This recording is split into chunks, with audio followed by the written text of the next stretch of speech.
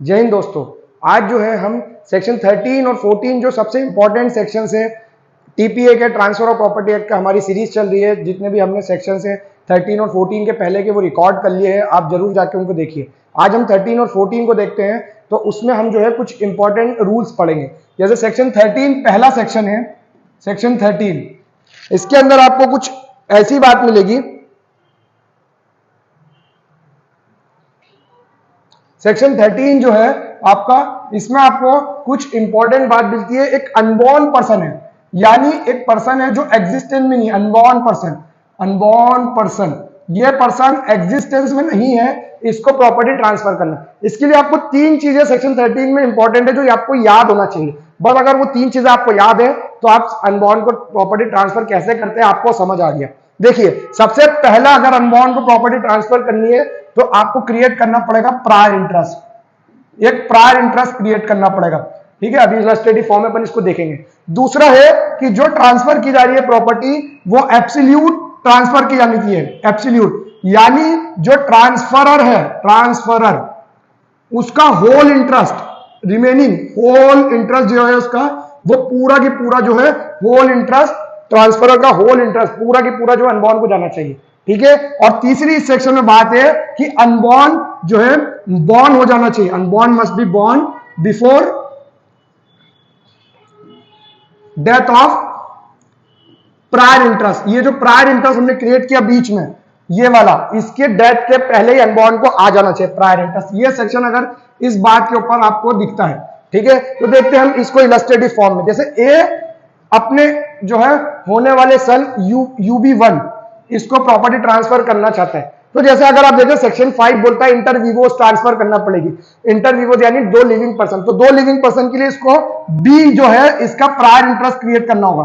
Prior interest इसका create किया, और ये जो प्रॉपर्टी एग्जांपल के तौर पे बिल्डिंग दे रहा है, तो पूरी की पूरी बिल्डिंग जो है ये अनबॉर्न को पूरी बिल्डिंग, यानी अगर ये बिल्डिंग अनबॉर्न को देना चाहता है तो पूरा इंटरेस्ट इसको देना पड़ेगा, और प्रायर इंटरेस्ट क्रिएट इसको करना पड़ेगा। प्रायर यानी बी को ये प्रॉपर्टी दे पहले, और फिर जो बी है, बी जो है, फिर ये जो बी है, यहां पर जो हमारा बी दिख रहा है, इसका काम है, इसका ये काम है कि जैसे ही वो अनबॉर्न पैदा हो तो फिर वो उसको ट्रांसफर करे। तो यहां पर ये याद रखिए कि अगर इस व्यक्ति को प्रॉपर्टी इस अनबॉर्न को ट्रांसफर करना है, यहां पर लिखा हुआ है technical language not in existence, तो यानी वो अनबॉर्न की बात कर रहा है, ठीक है। ये जो अपन जो ट्रांसफर कर रहा है उस अनबॉर्न की ही बात कर रहा है, नॉट इन एग्जिस्टेंस। तो अगर आपको ट्रांसफर करना है, ठीक है, प्रॉपर्टी अनबॉर्न को, तो आपको प्रायर इंटरेस्ट क्रिएट करना पड़ेगा, उसी के बाद आप जो है इस अनबॉर्न को ट्रांसफर कर सकते हो। दूसरी चीज, ये प्रायर इंटरेस्ट क्रिएट हो गया। दूसरी चीज एब्सोल्यूट ट्रांसफर करना, यानी जो बिल्डिंग दी जा रही है वो पूरा अधिकार एब्सोल्यूटली इसको मिलना चाहिए, ठीक है। और तीसरी चीज कि ये अनबॉर्न जो है, इस अनबॉर्न को इसका बर्थ हो जाना चाहिए, इसका बर्थ हो जाना चाहिए इस व्यक्ति के लाइफ टाइम में, इसके लाइफ टाइम में, यानी इसके मरने से पहले। अगर नहीं होता है तो क्या होगा, तो याद रखिए, जैसे ये व्यक्ति जो है ये पैदा होता है 2005 में और ये मर गया 2000 में।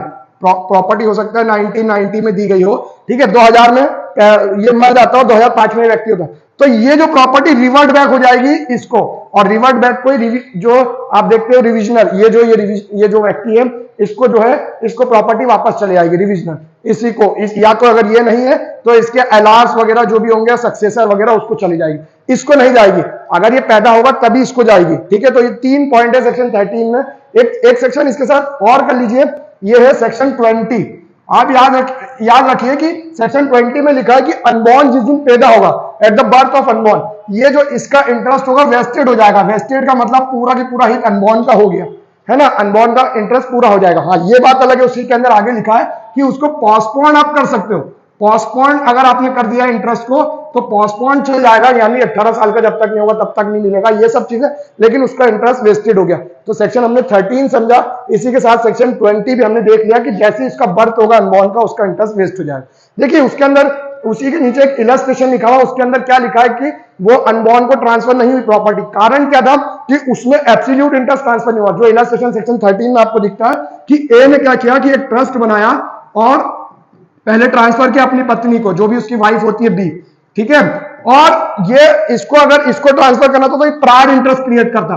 ठीक है, ट्रस्ट बनाया खुद को और अपनी पाइप, तो प्रायर इंटरेस्ट खुद को ही बना सकता है इनसे। फिर उसके बाद इसके बाद जो प्रॉपर्टी ट्रांसफर की, इसके होने वाले A1 मतलब इन दोनों की शादी से जो पहला सन पैदा होगा उसको, तो इसका जो, और अगर ये मर जाता है तो A2 को, तो इसका जो इंटरेस्ट था वो एब्सोल्यूट नहीं था, इस जो इलस्ट्रेशन है उसमें इसका इंटरेस्ट एब्सोल्यूट नहीं है, इसका भी लाइफ टाइम इंटरेस्ट बना दिया। तो अनबॉर्न के लिए कभी भी आप एब्सोल्यूट इंटरेस्ट ही बनाएंगे, लाइफ टाइम नहीं बना सकते। तो इसी के कारण ये सेक्शन के अंदर जो ट्रांसफर था वॉइड हो गया है, ये जो इलस्ट्रेशन आपको 13 में दिखता है। फिर उसके बाद हम अगला सेक्शन देखते हैं। सेक्शन आपको दिखता है सेक्शन 14। सेक्शन 14 में क्या होता है, रूल अगेंस्ट परपेचुटी, एक वर्ड लिखा, ठीक है, रूल अगेंस्ट परपेचुटी। तो पहले रूल अगेंस्ट परपेचुटी को हम जानने से पहले जो है हम रूल ऑफ परपेचुटी, यानी कि परपेचुटी का रूल क्या होता है, मतलब परपेचुटी का मतलब याद रखिए, इसका मतलब होता है इनडेफिनेट पीरियड के लिए प्रॉपर्टी देना, यानी शाश्वत की बात कर रहा है, यानी कभी प्रॉपर्टी किसी और को जाएगी नहीं, जिसको दे दी उसके पास ही चलती रहेगी। तो ये रूल जो है इसीलिए रखा गया है कि जो हमारा जो अगर आप देखें आर्टिकल 39 वगैरह में जो कंसंट्रेशन ऑफ वेल्थ वगैरह उसको रोकने के लिए कॉन्स्टिट्यूशन में उसको रोकने के लिए ये रखा गया, क्योंकि प्रॉपर्टी जो है अगर एक ही जगह रखी रहेगी तो जो दूसरे लोग हैं वहां पर कंसेंट्रेशन हो जाएगा वेल्थ का एक ही जगह इकट्ठा। इसलिए देखिए रूल अगेंस्ट परपेचुटी क्या होता है, इसमें भी कुछ रूल्स है। अगर आप चाहो तो कितने समय तक परपेचुटी कर सकते हो, उससे ज्यादा नहीं कर सकते हो, ये सेक्शन 14 में दिखेगा। जैसे अगर ए को प्रॉपर्टी ट्रांसफर करना है UB1 को, तो ये UB1 को प्रॉपर्टी ट्रांसफर होने से पहले कितने समय तक इस प्रॉपर्टी को रोक सकता है, UB1 को कब तक नहीं मिलेगी। तो ये बोल रहा है कि जैसे B को प्रायर इंटरेस्ट बना, फिर A को C को प्रायर इंटरेस्ट, D को प्रायर इंटरेस्ट, इनको बनाने के बाद फिर UB1 को बाद में मिला, तो याद रखिए हाँ ये अलाउड है परपेचुटी, लेकिन कितने समय तक, यही सेक्शन 14 हमको बताएगा। देखिए इसके अंदर हम देखते हैं, इसके अंदर कुछ बातें इसमें भी है। सबसे पहली है, अगर आपको ट्रांसफर करनी है प्रॉपर्टी, ठीक है, तो सबसे पहले इसमें भी प्रायर इंटरेस्ट क्रिएट होगा, प्रायर इंटरेस्ट एज पर सेक्शन 13।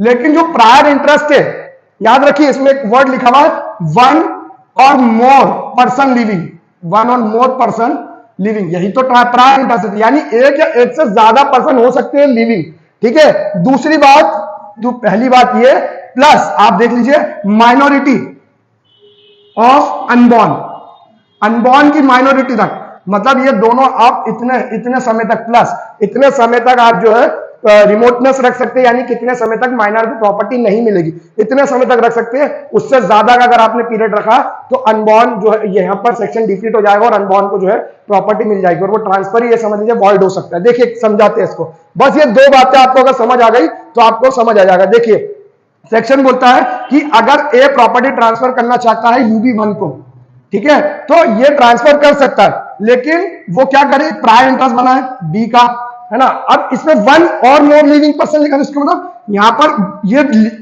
जीवित होना चाहिए। एक और प्रायर लाइफ इंटरेस्ट बना दे, ये प्रायर इंटरेस्ट लाइफ इंटरेस्ट ही होता है, लाइफ इंटरेस्ट C का भी बना दे, ठीक है। जैसे एग्जांपल के तौर पे ये UB1 को प्रॉपर्टी ट्रांसफर करना चाहता है, ये इसकी वाइफ हो सकती है, ठीक है, ये इसकी डॉटर हो सकती है जो आज 10 साल की 10 इयर्स की हो सकती है, इसकी वाइफ हो सकती है कितने की भी 50 की हो सकती है। तो ये दोनों लिविंग पर्सन को प्रॉपर्टी ट्रांसफर कर सकता है, उसके बाद जो यानी प्रायर इंटरेस्ट बना के ये अनबॉर्न को कर सकता है ट्रांसफर। तो पहले ये जब तक के जीवित रहेगा तब तक, फिर उसके बाद ये जब तक जीवित, अब इसकी जो लड़की बिटिया होगी अनबॉर्न, मतलब ये सी जो है इसकी लड़की है कि अब इसकी लड़का या लड़की जो भी होगा उसको डायरेक्ट एब्सोल्यूट ट्रांसफर होगी प्रॉपर्टी, एब्सोल्यूट, तो ये बिल्कुल कर सकते हैं। लेकिन इसके अंदर भी आप कितने समय तक इसको रोक सकते हैं, मतलब ये जब तक के मेजोरिटी नहीं पहुंच जाता है, यानी अगर इसको प्रॉपर्टी कब तक नहीं मिलेगी, यानी अगर देखें तो 18 ईयर्स मेजोरिटी, यानी 18 ईयर।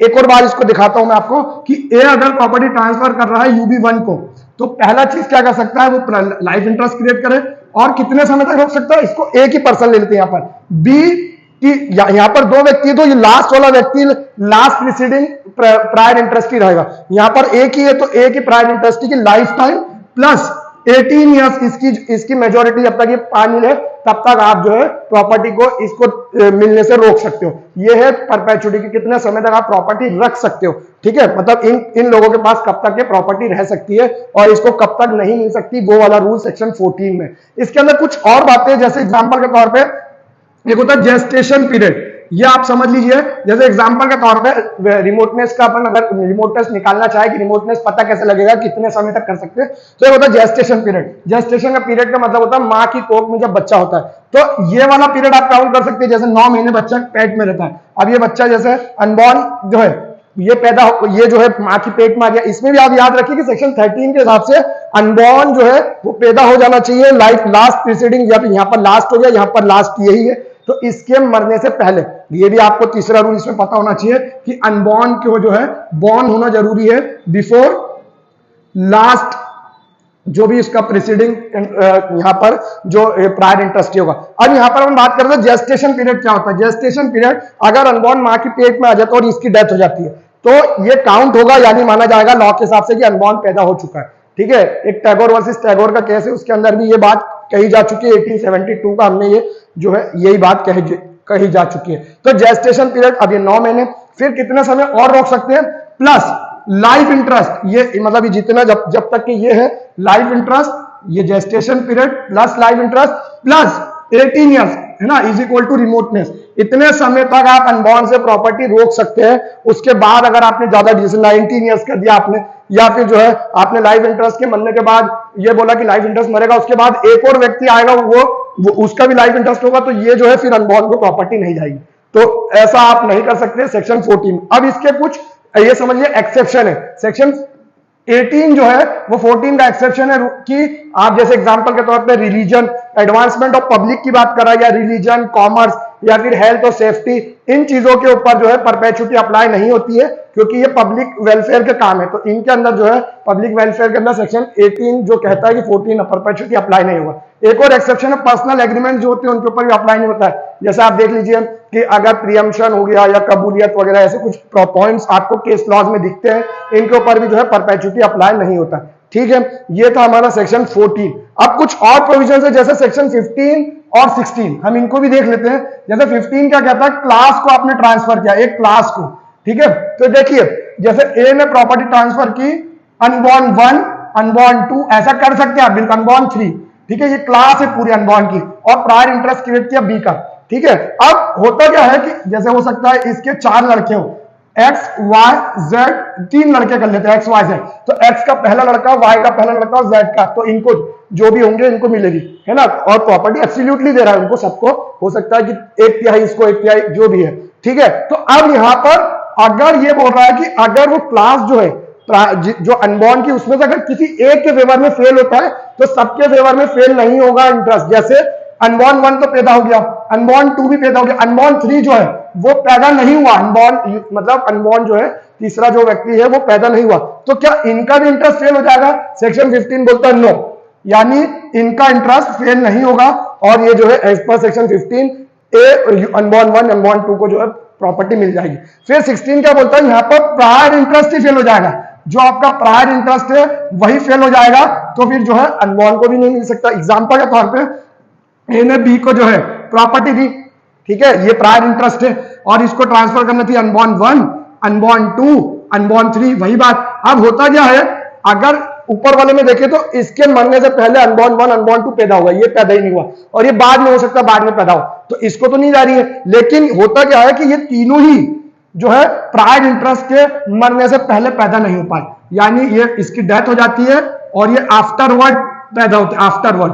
ठीक है, तो ये प्रायर इंटरेस्ट ही फेल हो गया एज पर सेक्शन 16, तो किसी को भी प्रॉपर्टी नहीं जाएगी। तो 15 और 16 आई होप आपको समझ आ गया हो। 13 14 हमने देखा, 18 भी इसके साथ देख लिया, 20 और 15 16, तो इसके आगे की जो है सीरीज चलती रहेगी। आप लोग जो है शेयर भी करिए अपने दोस्तों के साथ और लाइक भी करते रहिए वीडियोस को। Thank you.